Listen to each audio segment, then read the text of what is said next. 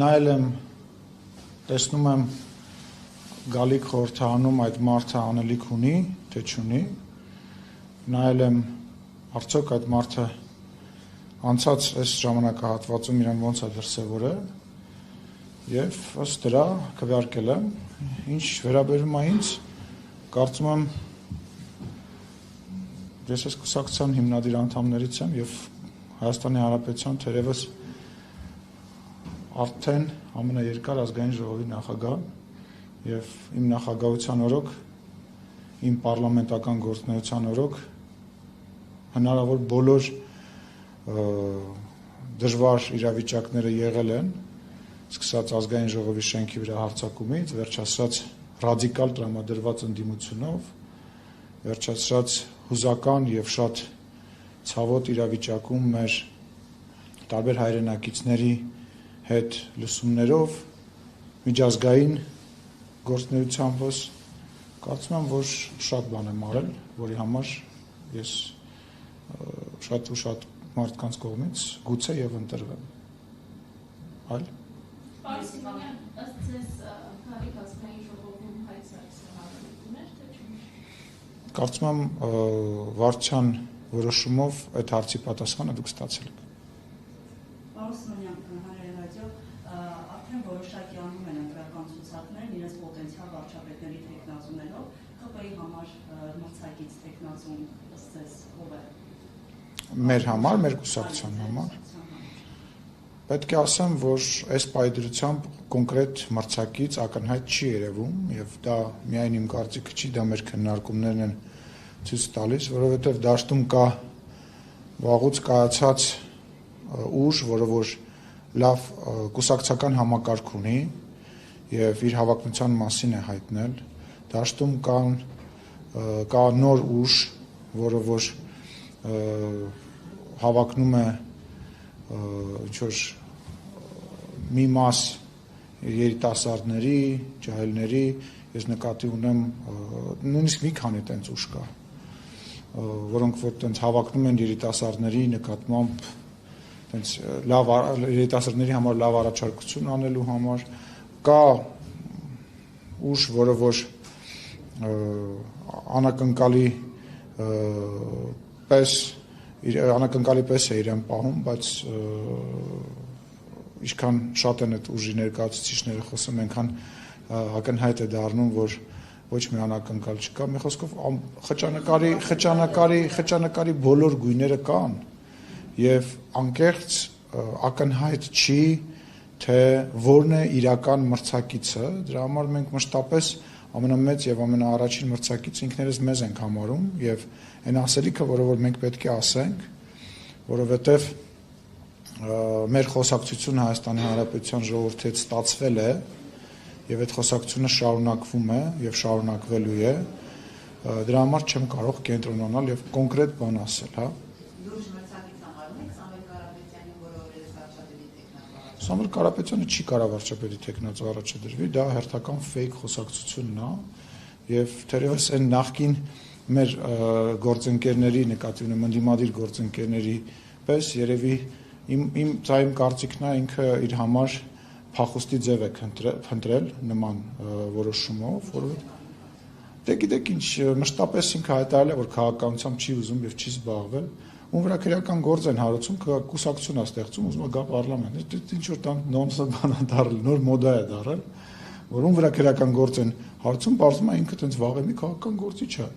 Բայց որ հարցազրույցները նայում ես մի տարի մի ժամ առաջ ասում են, որ ընդհանրապես քաղաքականության հետ կապ չունեն, ինքը չի կարող լինել վարչապետի ոչ տեխնացու, ոչ վարչապետ,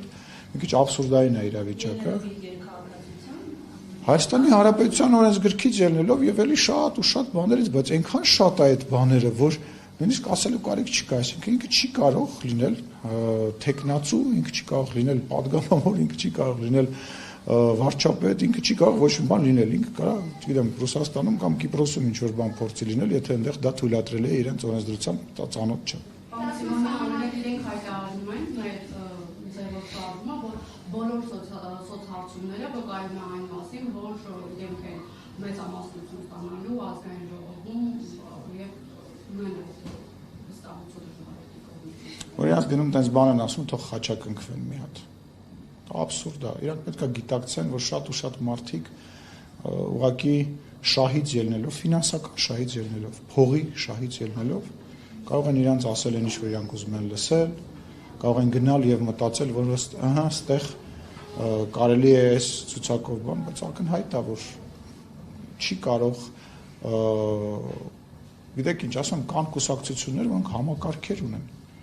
Հայաստանի անդիմադիրների մասին է խոսքը, ու իրանք նույնիսկ իրանք են իրանք ջախջախելու, այսինքն այդ բանն է, այդ միֆն է, որին որ ռուսերեն մի հատ արտահայտություն կասեն, որ շատ ավելի հասկանալի լինի, հա, мы пошутили, они поверили։ Իրանք իրանք բան են անում, շատ ցավում եմ այդ օթերում իրանք ապրելու իրավիճակի համար։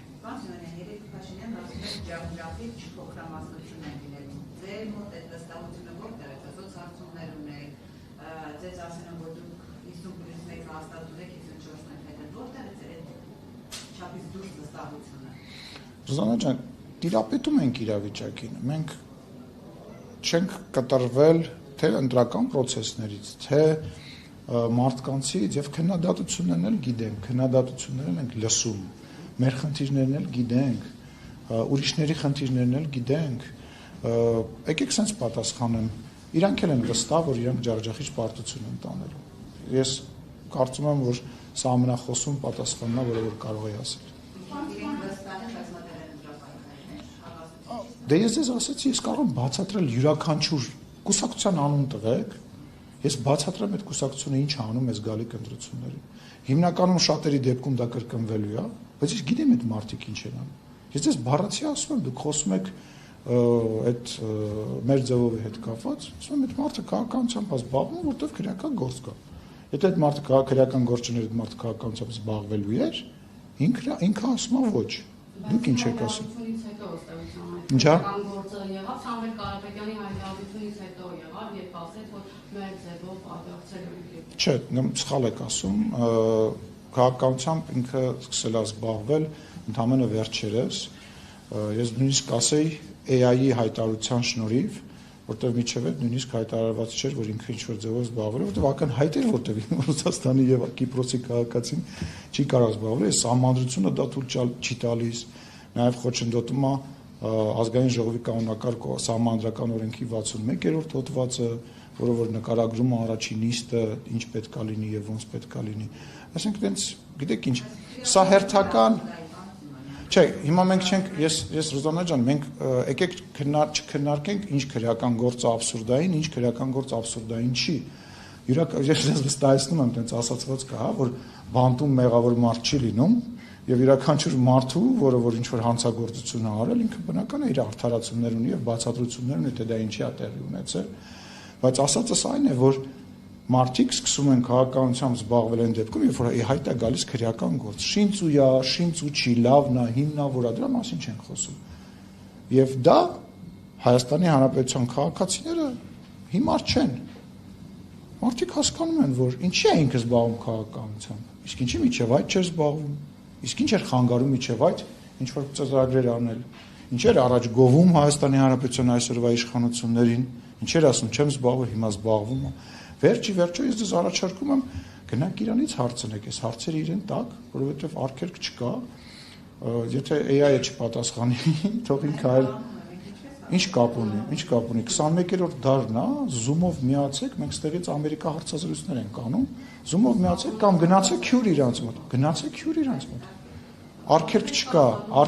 ուրեմն նորից եմ ասում, արգելք չկա իմ իմանալով եւ նույնիսկ իրանք բանակցություններ են վարել,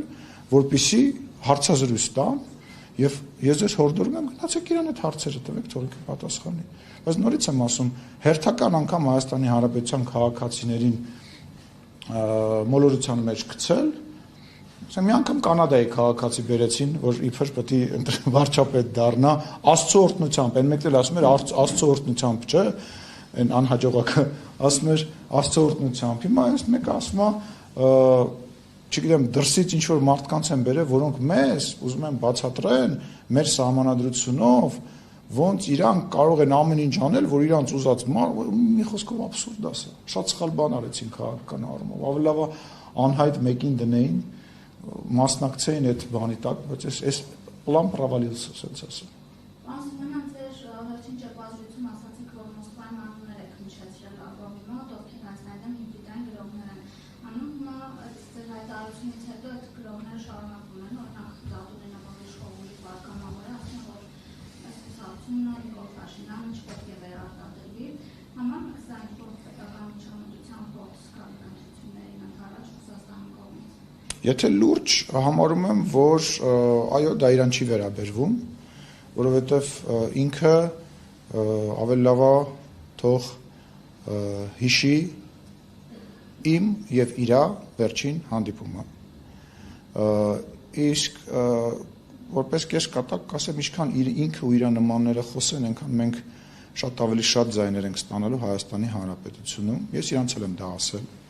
Ես ասել եմ նաև, որ եթե դուք ելույթ եք ունենում, ասում եք, գիտեք ինչ, վարչապետ Փաշինյանը վատն է, Ալեն Սիմոնյանը վատն է, այնմիսը վատն է, բայց մենք եւ մեր դարավոր հայ ժողովրդի ընկերությունը եւ մեր բարեկամությունը, այդ խոսակցությունները մեր մոտ ծիծաղ են առաջացնում։ Ես նկատի ունեմ ոչ թե իմ մոտ, այլ Հայաստանի Հանրապետության ժողովրդի մոտ եւ դադարեք մեզ նման ձևով հարվածելը։ Ես դա ասել եմ եւ չեմ թաքցնում։ Հուսամ իրանք կհասկանան, բայց պարոն Զատուլինը կարող է նաեւ հետաքրքրվել պարոն Լավրովից, թե ինչ արձագանք է տվել իրենց արտաքին գործերի նախարար, երբ որ ես խոսել եմ падգամավորների կողմից հայտարարությունների մասին Հայաստանի Հանրապետության ինքնիշխանության, անվտանգության եւ այսօրվա իշխանության մասին։ Թող հետաքրքրվի իր գործընկերը ինչ արձագանք է տվել, ես կոռեկտ չեմ համարում այդ մանրամասները բացահայտել։ Ես կարող եմ խոսել իմ ասածների մասին, բայց գործընկերոջ ասածները չեմ ուզում բարձրաձայնել։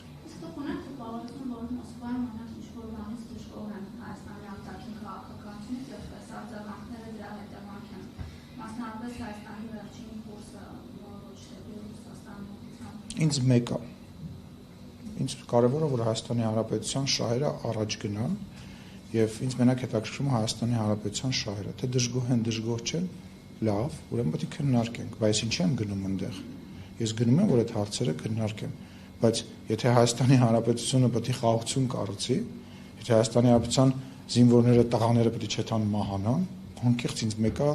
որևիցե այլ երկրի ինչ որ ներկայացուցի էմոցիան։ Ռազմավարական դաշնակցի վերաբերմունքը, էմոցիաները քաղաքականության մեջ որևիցե նշանակություն չունեն։ Կա շահ։ Շահերը ուրիշ է, եթե էմոցիայի մասին ենք խոսում, ուրիշ խոսակցություն է։ Շահերը գիտեք ինչ, ժամանակին էլ եմ ասել, եթե իրանց շահը որևիցե երկրի չլինի, դա Ռուսաստան, թող լինի մեր ամենաշատ սիրած Ֆրանսիան, ԱՄՆ-ն, Եվրամիությունը։ Եթե իրանց շահերը բրդի, ասի, որ պետքա Հայաստանը մանրադրամ դարձնել, Հայաստանը դառնալու է մանրադրամ։ Ռուսաստանը այն առումով է առանձնացնում, որ տնտեսապես մենք շատ կապված ենք Ռուսաստանից։ Այդ առումով արդյոք նույնը կարելի է ասել Ֆրանսիայի կամ Անգլիայի հետ կապված։ Ռուսաստանը այլ հարաբերության մեջ է մեծ։ Եվ ոչ մեկ դա չի ժխտում, բայց երբ որ մեր վրա ճնշում է գնում, դրան դիմադրելը եւ ասելը հոп, դա մեր պարտականությունն է։ Ասել կանգնեք, որովհետև հա հասկանում ենք ձեր շահերը, բայց եկեք մեզ մի ոչնչացրեք, հա մենք ենք մեռնում, ձեզ մեր երեխեքն են մեռնում, այսինքն ինչ ասենք ռազմավարական, դա ի՞նչ տրամաբանություն է, ասենք դե ռազմավարական գործընկերն է, ուղարկենք եւս 3000 հոգի մարդ թող գնա զոհվի, հա, որտեղ ռազմավարական գործընկերը չկա, չէ, դժվար է, իրականում դժվար է այդ խոսակցությունը, իրականում դժվար է այդ բարձրաձայն ասելը, որովհետև այդ հսկա երկիրը իր հսկա հնարավորություններով, որը որ անսպառ հնարավորություններ ունի, բայց միևնույն ժամանակ ասում եմ, մեր հենց գործը այն է, որ մենք դա իրանց ասենք։ Ու ես իրանց ասել եմ այն ինչ որ վարչապետը երեքստեղ ասեց, որ մենք իրանց հետ չենք կռվելու։ Մեր միակ ուզած բանը նա է, որ մենք ունենք մեր շահերը, իդեպ այդ շահերը տենց մինիմալ են, հա, էգզիստենցիալ շահերի մասին է խոսքը գնում այսօրվա օրով, եւ այդ շահերը մենք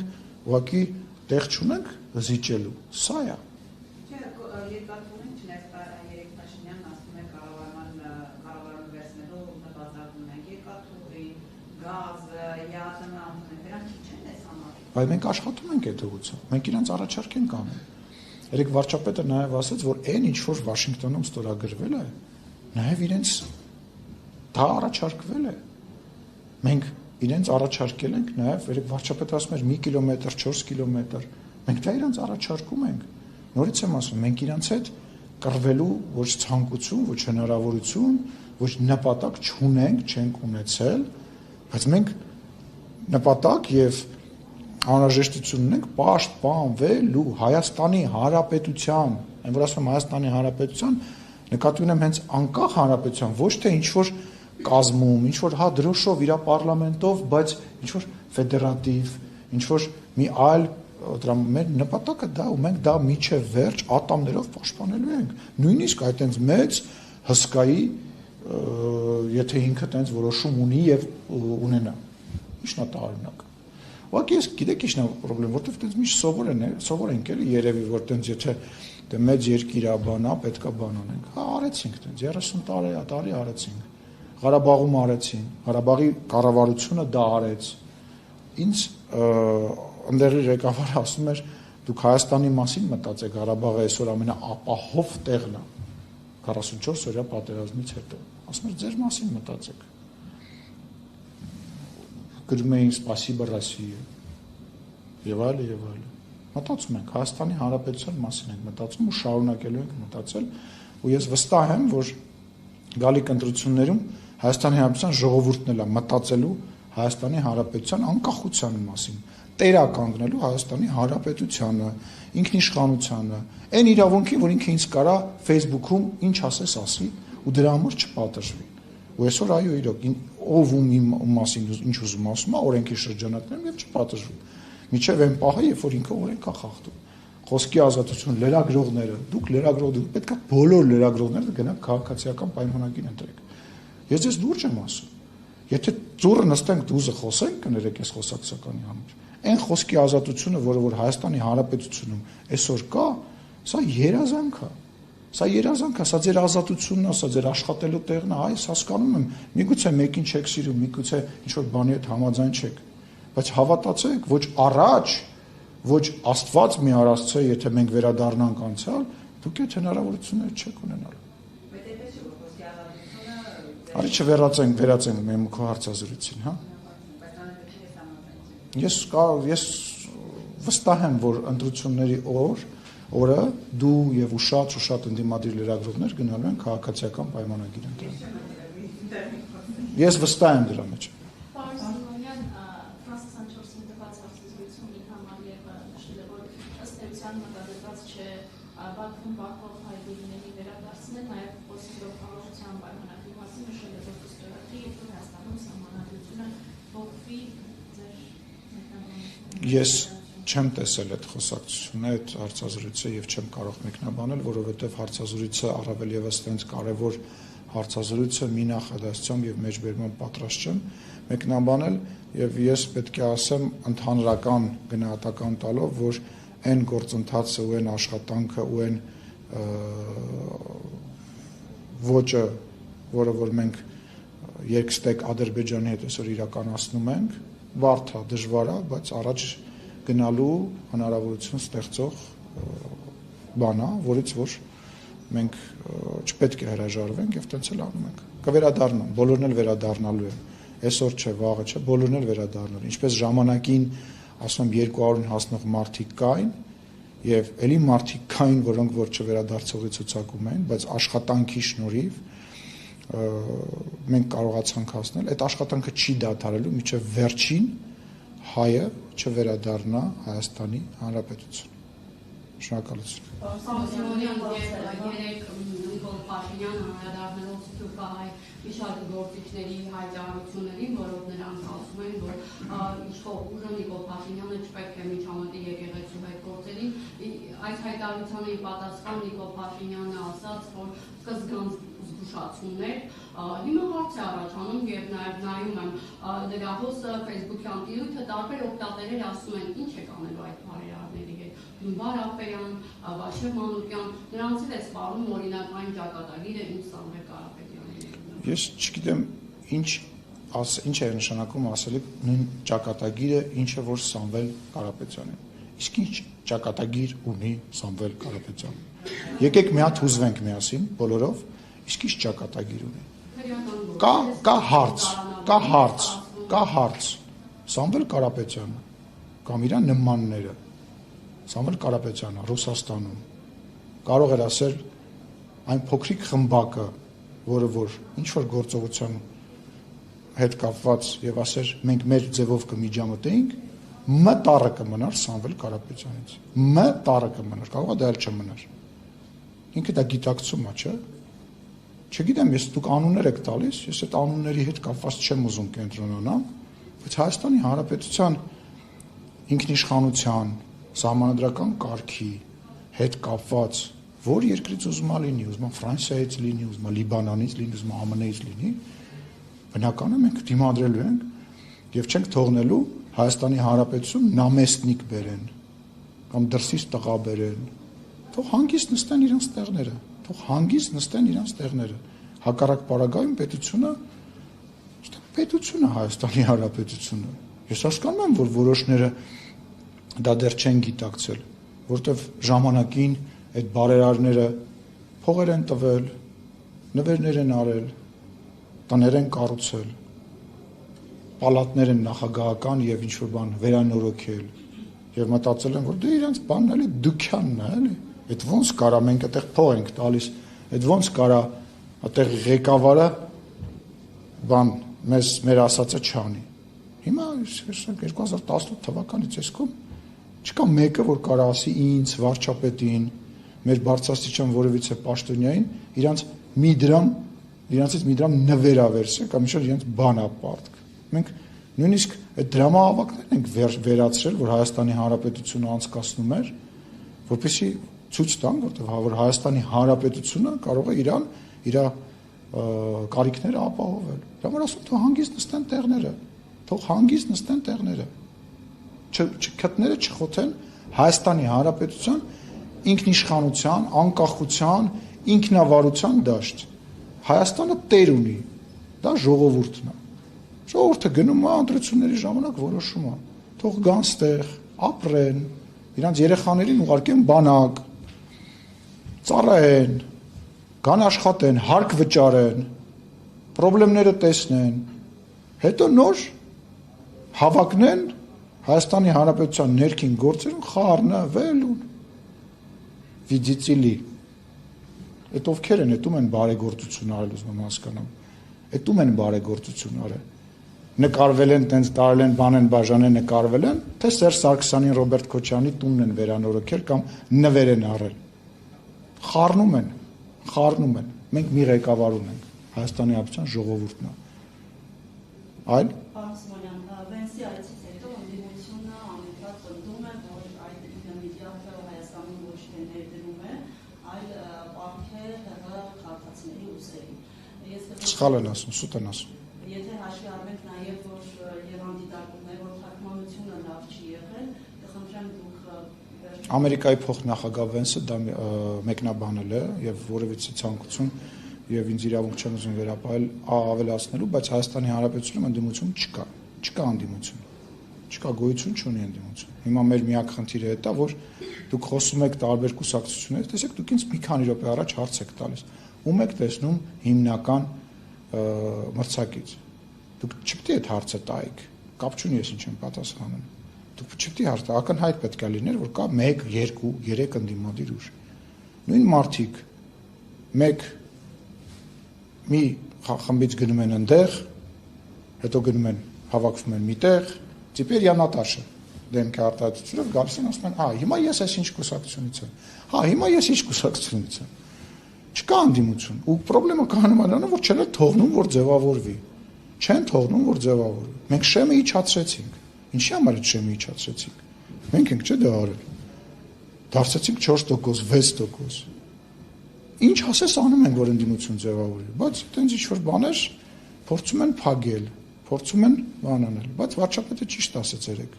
2026 թվականի հունիսի 7-ին այդ մարդկանց էջը փակվելու է, չի լինելու էլ Ռոբերտ Քոչարյան, Սերժ Սարգսյան, Լևոն Տեր-Պետրոսյան, Իրանք վաղուց էին քաղաքական դինոզավր, բայց հիմա ժողովուրդը փակելու այդ օլիգարխները չեն լինելու։ Իսկապես չեն լինելու։ Ոչ թե ես տենց ինչ-որ հողորտում եմ, չեն լինելու, վերջանալու է։ Ոնց որ եկան մտան ազգային ժողով այն մտքով, որ ազգային ժողովի մանդատը անձեռնմխելություն իրենց կպաշտպանի կաշառք տալու կամ ապօրինի հարստացման գործերով, բայց դա տենց չեղավ, չի լինելու, հասկանալու են, որ կարիք չկա։ Այդ դուրը շղկացնելու հայ ժողովուրդը հունիսի 7-ին։ Գիտեք ինչ վստահ եմ դրա մեջ, անասելի վստահ եմ։ Եթե սա չհասցեագրենք ընդդիմությանը, այս ժողովրդի մտահոգությունները, խնդրեմ այդ կոնտեքստում պատասխանել։ Կներեք չհասկացա։ Եթե սա այս հարցը չձևակերպենք, որ Չկա տենց բան, չկա տենց բան, չկա տենց բան, մենք բոլոր տնտեսական ծրագրերը, որոնց մասին որ խոսվել է, դա դրա բացատրությունը տրվել է, տալիս է մենք որևիցե ձևով, որևիցե մեկի վրա բացի մեզնից մենք բեռ չենք դնում եւ չենք պատրաստվում դնել։ Մեզ մեղադրում են, խոսում են արտաքին պարտքի մասին, դրա պատասխանը տրվել է։ Ուրախանում են, չէ՞ որ ամրացված շրջանները տենում են։ Անընդհատ դուք էլ ասում եք, չգիտեմ, պաշտպանողության եւ անվտանգության խնդիր կա։ Բա այդ ենք անում։ Մեր տնտեսությունը աճ է ապրում։ Մենք բոլոր ոլորտներում դրական ոչ միայն ազդակներ, այլ արդյունքներ ունենք։ Ուղղակի մեր խնդիրը այն է, որ ցավոք սրտի, այն թողու բուհի մեջ, այն խոսակցությունների մեջ որ տեղերում չենք կարողանում լավ ներկայացնենք, դա այո, մեր խնդիրն է, քաղաքացիական պայմանագրի եւ այսօրվա իշխանության խնդիրն է, որտեղ մենք ընկնում ենք այդ պատասխանելու հետևից եւ ինչ որ բաներ չեն կարողանում հասցնել եւ երկրորդ խնդիրը կայանում է նրանում, որ մեր անվտանգային խնդիրները այնքան շատ էին վերջի տարիների ընթացքում, մինչև 2025 թվականը, որ մենակ դրա վրա էինք հիմնականում կենտրոնացած, բայց ժողովուրդ անընդհատ իրար շնորհավորեք, տեսեք փողոցում իրար շնորհավորեք, դուք հասկանում եք մենք ինչից ենք բարձր, Հայաստանի Հանրապետությունը տասնամյակների, հարյուրամյակների համար իր գոյությունը ապահովել է, շնորհավորեք իրար, լուրջ եմ ասում, սա պաթոսային ինչ-որ մեծ խոսքեր չի, պրծավ, պատերազմը ավարտվել է, էլ երեխեքը չեն զոհվելու, երեք նայում եմ, տեսնեմ, բանա ունչա, չակերտավոր խաղաղության տարիներին, ամեն տարի տասնյակով մարդ երեխա է զոհվել, նկատի չունեմ բանակում տարբեր քրեական ենթամշակույթների, պրոբլեմների պատճառով, հակառակորդի կրակոցից տասնյակներով, 100 քանի մարդ է ընդամենը մի 10 տարվա ընթացքում, հենց տարին 15-20 հոգ երեխա մեռնելը միջին նորմա է եղել, ժողովուրդ ավարտվել է, չի մեռնելու էլ մեր երեխան, հանգիստ մարդիկ չեն փախնելու Հայաստանից, որ իրենց երեխան բանակ չգնա, չեն տանելու կաշառք տան, որ իրենց երեխան բանակ չգնա, որտեվ կրակ են մեռնի, վրծել է, շնորհակալություն։